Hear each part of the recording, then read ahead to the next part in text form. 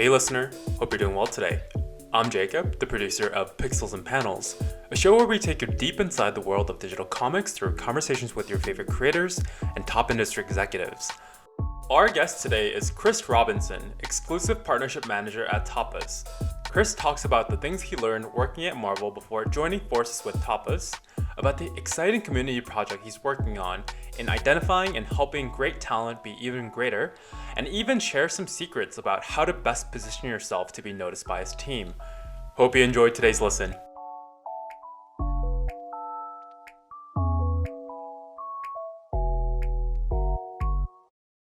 Hey Chris, how are you doing today? What's up, Akil? How are you? I'm doing all right. I appreciate you asking. How about yourself? How's your day going? Busy week over here at my apartment, aka Tapas Tapas Inglewood, I guess. But other than that, very exciting things, happening all the time. We live in like the most exciting time, wouldn't you say?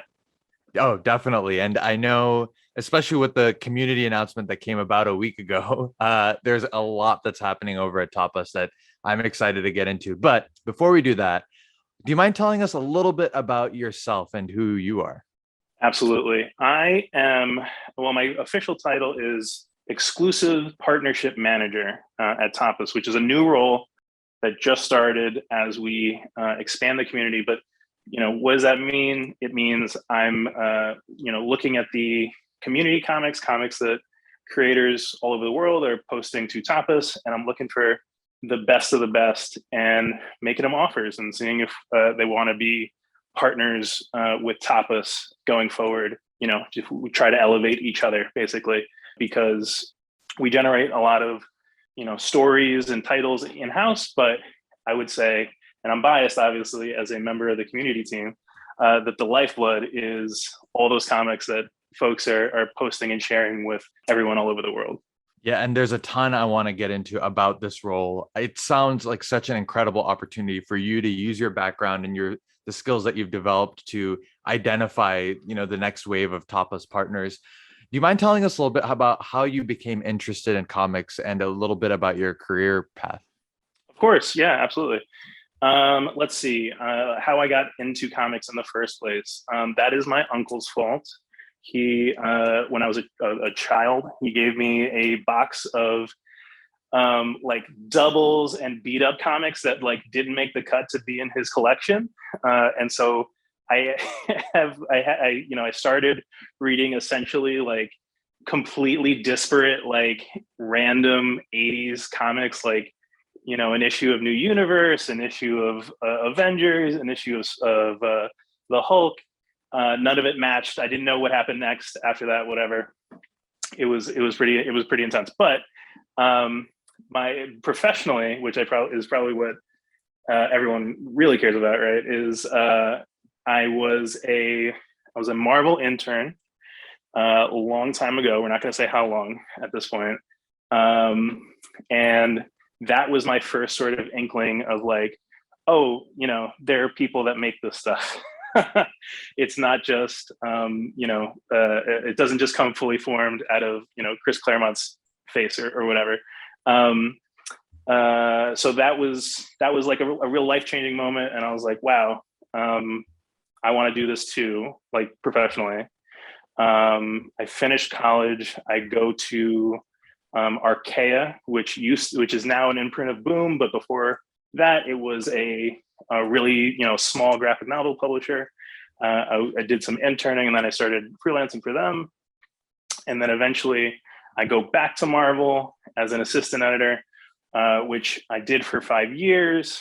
But it's like a ton of work. It's assisting the editor is basically just a title that they use so that so you don't get they don't change your salary. But you end up I end up working on like Black Panther, X-Men, Domino. People love Domino. People loved Ghost Rider that I worked on. People loved Moon Girl and Devil Dinosaur. All these things, getting to know creators, getting to know, sort of storytelling, getting my own chops up, learning from them, helping what learning from the other editors there, like what works and what is best for for bringing readers into your story, into your world, right, and into the world of your story, world building, all that stuff. And COVID happens, I leave there, and now I'm at Tapas, where I get to hopefully, and I've already started doing this, but it's unannounced. You'll be hearing more about this soon, but essentially imparting all this like wealth of knowledge I have picked up over the years to help creators from the community sort of jump to the next level and make their comic that they're just making for fun, or perhaps like as a hobby, and turn it more into like something that they can like build a platform off of, and monetize in ways that they maybe aren't already. And as you became a part of the comic industry, there are a bunch of different ways you could have gotten involved. And from my experience, being an editor is a very specific skill set. It is different to being a writer. What made you choose to be an editor when there are a bunch of different ways you can get involved? What excited you about that? This is interesting. I took the internship, or I was even interested in the internship, because I thought like, the concept of like, oh, there are all these people writing this stuff. I want to find out how that happens. How do you get involved in that? So it's really sort of like, how does one get involved as a writer? But as I worked, under the editorial team, I realized the writers are only sort of, only partially in control of their destiny here.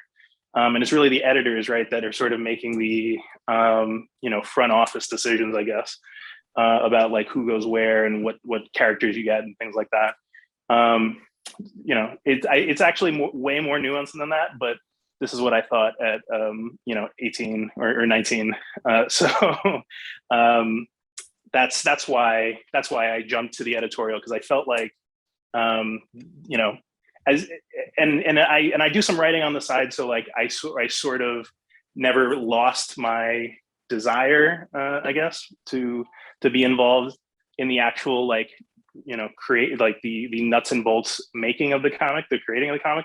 But it takes sort of an expanded skill set, I would say, to actually get a comic finished, right? Which is what an editor does. And it's sort of, it has to do with like, master planning or masterminding, sort of all the not fun parts. Like, you could consider that the writing of the comic, where you're just sort of like blue sky making stuff up, that's a lot of fun. Making sure that all that stuff happens, and then also making sure that all that stuff happens on a deadline, is sometimes not as fun. But you can make it fun if you're crazy enough. Yeah, and it's very interesting. You talked about the types of things that you can help other writers with. What are the things that you enjoy helping writers with as an editor, or things that you feel like, okay, writers don't spend enough time thinking about this? Here's where an editor can really add a lot of value. Great question. You ask a lot of great questions, Akil. Let's see. I would say this. Okay, so there's sort of two levels to this question. Let's talk about the bottom level, the base level. Editors are really just the first person to read something. You know what I mean? So when you read something, and you are the first line of defense, basically, for that writer to say, "Hey, man, I didn't get it," or "Hey, this didn't work," or "I was confused," or whatever. You are the person to, and it goes the same too for art. People might draw something, and it might be like, that I think this arm is not short, not long enough, or something. You know what I mean? Like you are the sounding board, because when folk making things is difficult, and you can kind of like lose the forest for the trees, whatever that is, right? Whether it's story or art or whatever, having somebody with perspective and being like slightly far, somebody who's not living in your head, they can help you sort of communicate whatever you're trying to get out properly. And properly in this context just means so that way people actually get it, and it actually makes it to actually says what you're thinking, right? Yeah. So that's the base level. And then beyond that, and this is sort of like a higher level thing that is it applies mostly to like superhero comics, but I'm sure it applies to other things as well. But like, essentially, how do you make more out of like what you're doing, and how do you like raise the stakes? Not also in the sense of like storytelling stakes, but in the sense of like like connected, like this is going to sound really crass, but like are you doing enough like fan service and stoking the fire of your readership? You know what I mean? Yeah. This is the type of thing that like reminding writers like, hey, people love X20 to put X comic or something, you know what I mean? That type of thing. It's really like, because again, writing, drawing, all these things that folks do, it's an art 100%, and we want people to tell a story and to have like a real art to it. But it's also like a money making endeavor. It's a little bit like I don't know, Gladiator or something, right? Like you have to play to the audience a little bit, and sometimes some writers forget that. So editors help them out, with that. Sorry to keep cutting you off. Go ahead. No, it's super interesting. And you talk about raising the stakes and what it's like to work on superhero comics. I'd love to hear a bit more about what it was like to work at Marvel, where, I mean, you listed some of the comics you got to work on. These are huge global pieces of IP. And then now you're at Tapas.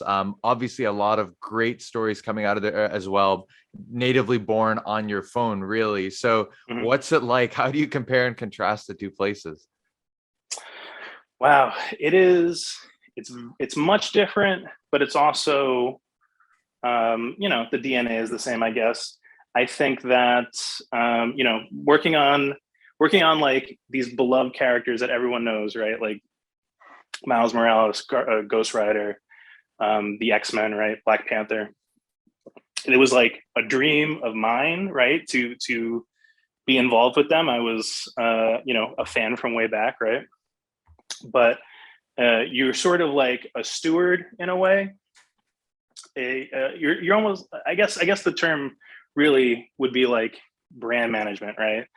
Which is kind of a boring, dry term, but that's what you are. You're like making sure that this character doesn't look stupid or doesn't do something like wildly out of character.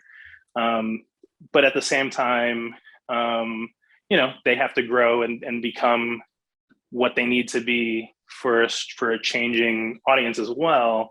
It's a weird balancing act. And, some people are really good at it. Some people, it's almost like another facet of the skill set that one has to have as a comic book editor. Comic book editors, for anybody listening, are like the biggest jack of all trades you'll ever find. If you need something done, like you might be better off hiring a comic book editor to get it done, because they just have so many different skills that like it will apply to whatever you're trying to do. Podcast, blog, TV, film. I don't know, paint. If you need to paint a house, maybe that they could probably get that done too. And then how does that apply to Tapas? I mean, it's interesting. Everyone on Tapas is doing well. Everyone on the community side, at least, is doing something that they can't like a real from the heart project, right? It's like either characters that they love or a story that they're trying to get out there because of something that they feel deep inside. And, there's nothing really to protect in a sense. And honestly, I gotta make like maybe a point of clarity. I'm not an editor for Tapas. I'm the partnership manager. So it's sort of like, I don't know. I guess it would be like like managing musicians. Maybe I'm not. Mm-hmm. I don't even know how to like to make it make sense. But like, it's not so much about brand management. It's sort of like personal development. You know what I mean? Yeah. I'm trying to help creators get to the next level. And I have, everyone that I have on my team, I have like a very long conversation with them. And I find that like, what are their goals? Like, are you trying to quit your day job? Because I can help, Yeah. that type of stuff. Because it's not like, Tapas isn't buying the property from these folks. Like we're not taking away your comic. We're trying to elevate you to make, more of the comic or a better version of the comic or whatever it is. So let's start with that actually. I mean, Sure. being a partner for Tapas, what does that look like? Because like you mentioned, Tapas does have, originals where you're paying a creator to create a comic for Tapas, but this partnership program is a bit different. So how would you describe what this is for aspiring artists? It's sort of like a sponsorship. We pay folks to make their comic only for us. And, obviously I come with a whole bunch of knowledge and I become a resource for these folks. And I help them in whatever need and however they need help, whether it's, hey, Chris, what should I be, what do I need to do to like, what's the next move in this story? You think I'm there. If you're like, hey, what should the ads look like? We help folks design, all the social ads for a comic, maybe. What else? Hey, if somebody's like, hey, everyone loves this character in my comic, I help, we figure out how to get a plush done of them or something. You know what I mean? Like we sort of like, help turn, take the guessing out of it and pass down knowledge I have, not knowledge of, Tapas has, and sort of help people, make the next step, Yeah. And so you talk about finding a comic creator and helping them take their comic to the next level. There are thousands and thousands of comics out there. So maybe we'll start with this. How do you spend your time in a given day? And like you said, editors, or in this case, ex-editors, are jacks of all trades. There's a lot of different things you can do, even being the exclusive partnerships manager. I'm guessing your job is super varied. So, what does a day or a week kind of look like? Yeah, I'm all over the place. I don't know if that is a function of being an editor for so many years because there are so many varied things to do, or maybe it's just pandemic brain, or maybe it's like my personality, and this would have happened if I like traded stocks or something. I don't know. But yeah, I basically I don't have a schedule. I wake up and I jump into whatever the like fire is, and the fire is usually like emails, like things that are like internal, not not related to comics, basically. Confer with my team, the rest of the community team, Isabel Castro, Tammy, Stephanie, like these are really amazing folks I work with who have been at Tapas longer than I have, and been in the webcomic world way longer than I have. So I lean on them for sort of like to catch me up basically on stuff. And then I'll try to like, I keep a big ass list of like comics I'm trying to read, comics that look interesting. On off platform, I'm looking where, if you post in the, top 5 places, let's say, I will probably come across it eventually. Your comic, for anybody listening. And yeah, I just do a lot of reading. If I start narrowing down, like, ooh, this has potential, this is interesting, I feel like this has hooks, this has legs, whatever. Then, late night, that's when I'll start doing, my reach outs, and I'll try to get in touch with folks. And, if you're already posting on Tapas, don't worry, I got your email address already. It's in there. But if they're off platform or whatever, I might have to do a little detective work to find it, but I'm pretty good at that stuff at this point.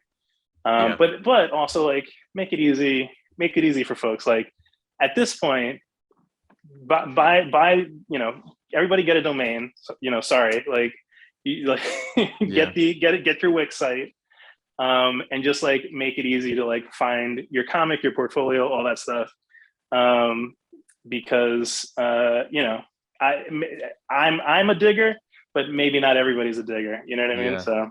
Yeah, and I'm sure I can feel the listeners' anticipation building. And the ultimate question is, what do you look for? How do you identify stories? And I know there isn't one silver bullet answer. It probably varies a lot, but I'd love to hear your thought process of what you look for when you identify someone who could be a good fit for a partner. Yeah. I wish there was a silver bullet answer, because it would make my life easier too, right? But it very simply, and this is not going to be helpful, people are going to be mad when I say this, but it's going to be like, be interesting to me, right? Like catch my eye. Whether it's like a great title, that doesn't mean like chase trends either. I don't want people to take the wrong lesson from this, but, like, try to emulate the polish, but also make sure to chase ideas that you are passionate about. Because generally, if you're passionate about it and you really are going for it, like, that's enough. And that's on the comic side. And then also, and this is going to be like, again, like, I feel like people are not going to be happy to hear this, but, like, I think being a personality into yourself as well is great, at this point, very useful, and, like, kind of part of the deal. You know what I mean? That doesn't mean you have to, like, you don't have to jump on YouTube or show your face even out at all ever. But just, be engaged. I would love to know, or I do love to know, the personality of folks that I'm going to be dealing with, it is a balance. You can be, look, if your comic is, if you are like, very, very quiet, shrinking violet, prefer not to, put yourself out there, that's fine. But your comic now has to be incredible, right? Yeah. And I feel like, it's kind of, you can get away with a balance of it. You know what I mean? If you can both promote, put yourself out there, do a really good comic, and then also, have a unique premise. So it's somewhere between there, like premise, execution, and creator, is like the three-way pie chart of, if you can strike a pretty good balance, or a nice match in these things, I will probably, we might have something. Yeah. And how much of it is you seeing, oh, there's already a growing number of users for this comic, versus going a little bit by gut and being like, okay, this comic is still a little new, but we might give it a shot. Is there a balance there? Do you lean one way or the other? Absolutely. It definitely helps if you already have a fan base. If you already have a fan base and you sort of already have figured it out, you almost, like, don't need me in a way. You know what I mean? Yeah. So definitely having fans would help. I feel like fan art, honestly, is like maybe the best indicator, because while you might not have, hundreds and hundreds and hundreds of fans, if your story or your designs or whatever you're doing is so good that people are like, yo, I want to sit down and draw that. Yeah, that's an indicator. You know what I mean? That's a fascinating way to think about it. I've never thought of fan art that way, but it's proof that someone's like, I'm not just going to tell you I like it. I'm going to draw a character that I love so much, right? Absolutely, 100%, man. It is uh, engagement. You know what I mean? Like the maybe the highest form. You know. Yeah. And I'd love to talk a little bit more about the Tapas community launch last week. It was really exciting to see. Can you, and it seems like it really is just the beginning of the vision that you and Tapas has for the community. Can you talk a little bit about, what came out with that launch and what maybe people can expect in the near future? Sure. Okay, so we debuted a new version of the Tapas mobile app, like the phone app. You know, if you're looking at yours and you're like, what's he talking about? Hit update. And the big change there is that we have a home tab, which looks probably the same as it always has, or pretty close to it, the same as it always has. And then next to it, we have the community tab, and this is, basically where you can see all the community comics, all the comics that people are uploading that Tapas did not create in house, or basically. So just that split is is a huge help for discoverability and sort of being able to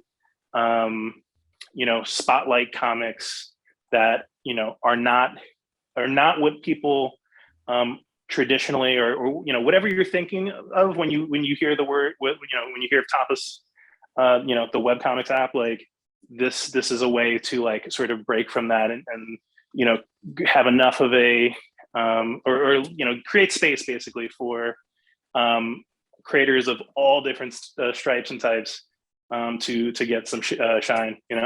Yeah, that's super exciting. I'd love to talk a bit about the future of the industry. And Sure. you talked a little bit about diversity and different perspectives there. And one of the things I love about webtoons is, before, you think about what it was like to be a comic creator, and because it was based on publishing physically, Mhm. it was a lot harder for different voices to come in. And with webtoons, with where we are today, anybody can find their audience no matter what perspective or voice you have, and I find that really exciting. What has it been like for you to be a Black editor, a Black community manager, and work in a position where you can now find different voices to empower? What has that been like for you individually? It's definitely something that influences me personally, because that's I want to I want to be part of that change, and be part of that push.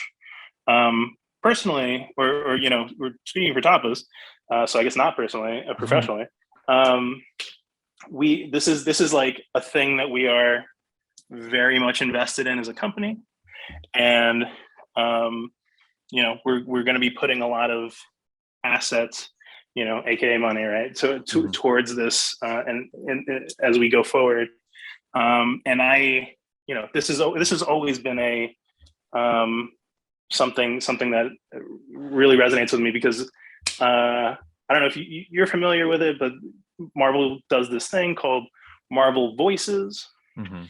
which used to be a podcast, but I did the first. I was the first. That was the person that made it a comic, basically, Mm. and it was spotlighted. Characters, marginalized characters and creators, in a big way, and to this day, they do a few of them every year now. So that's I'd love to have that kind of impact over here at Tapas as well. So we'll see. I appreciate all the impact that you've had to date, and really excited to see the impact that you're going to have in the near future. I'd love to also touch on a bit about Tapas and Naver webtoons. So Sure. earlier this year, Tapas was acquired by Kakao. Like you said, there seems to be a lot of resources now available for your team, which will then be extended to other creators. But do you think that vision or the way things are being done at Tapas has changed post acquisition? Is there something that you feel, or has it just given more fire to what you want to achieve? Um, Excellent question. well, I can't really speak obviously to what it was like before because I started after the acquisition, right? Mm-hmm. But I could, it's nice to not have to really think and wonder like, can we afford this? Like it's not really a question that gets asked, which is nice. Um, and honestly, it's really about the globalism. You know what I mean? Is globalism a word? I hope it is, because I'm gonna keep Mm-hmm. using it.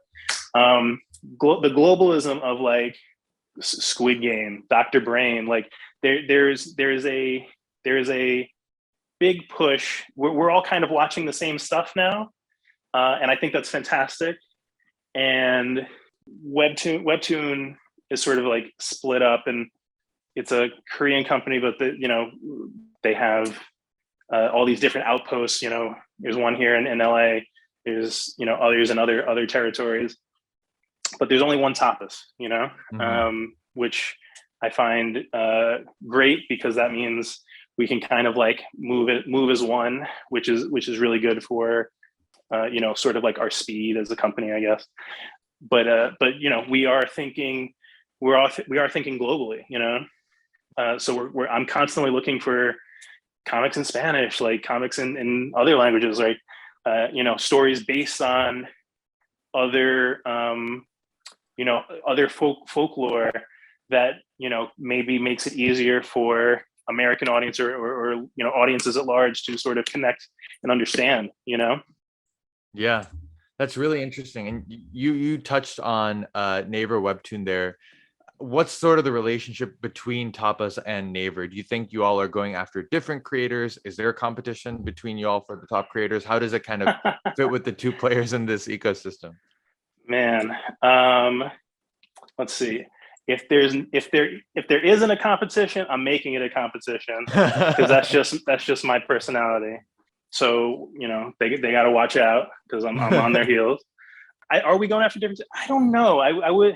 I feel like, but I feel like they're really just going after everybody. You know what I mean? I can't tell you how many creators I get in touch with and who'll be like, oh, like I'm already talking to Webtoon, or I talked to Webtoon last year, or Mm-hmm. I'm holding out for Webtoon. Or, you know what I mean? Like if there's one thing they do have, it is like size. You know what I Yeah, mean? Like definitely. they maybe they crush us on size, but I'm not really. Size is not all that, right? Yeah. It's about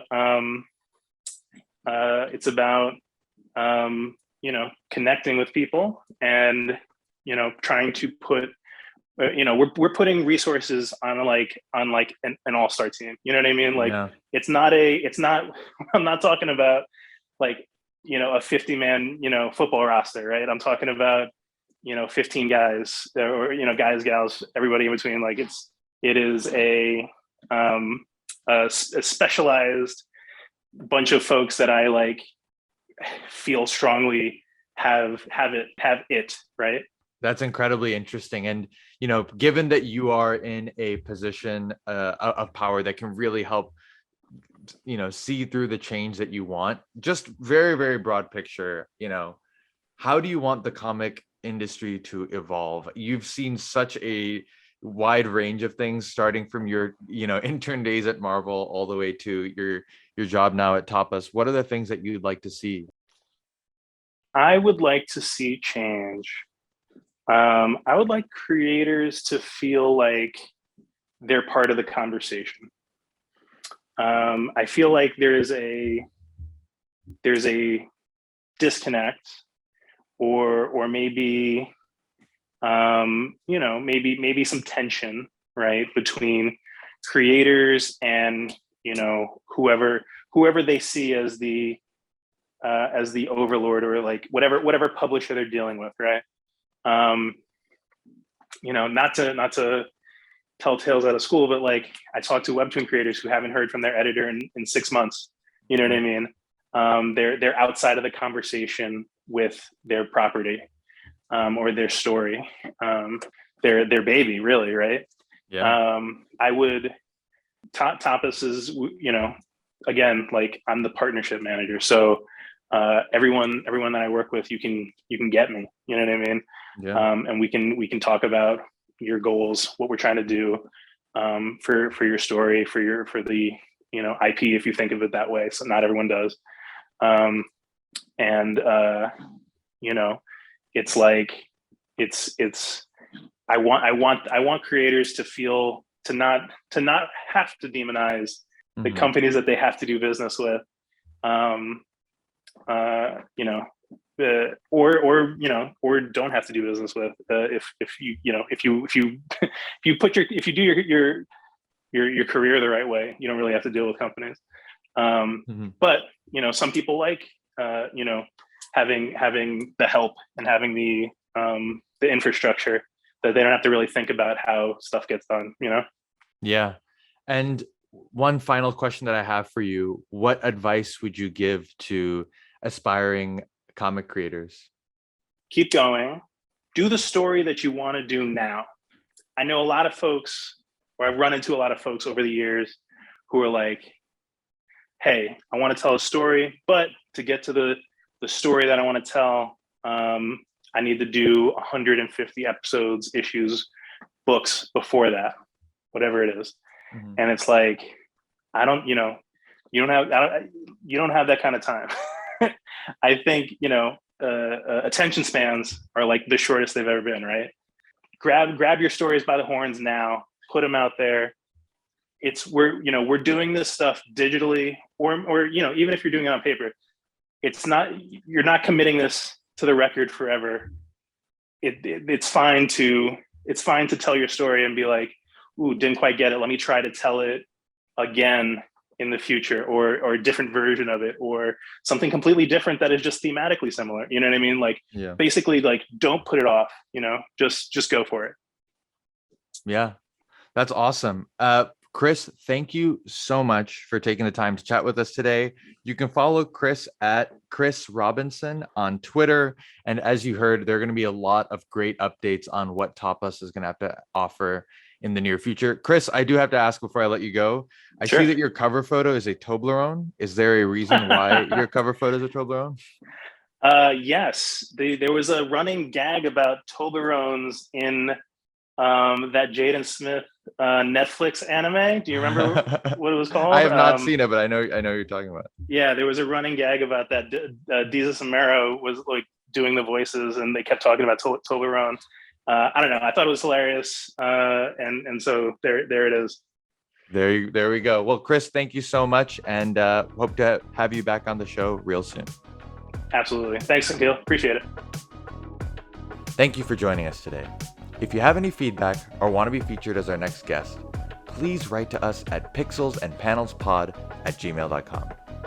If you enjoyed the show, don't forget to subscribe, like, or give us a 5-star rating. See you all next week.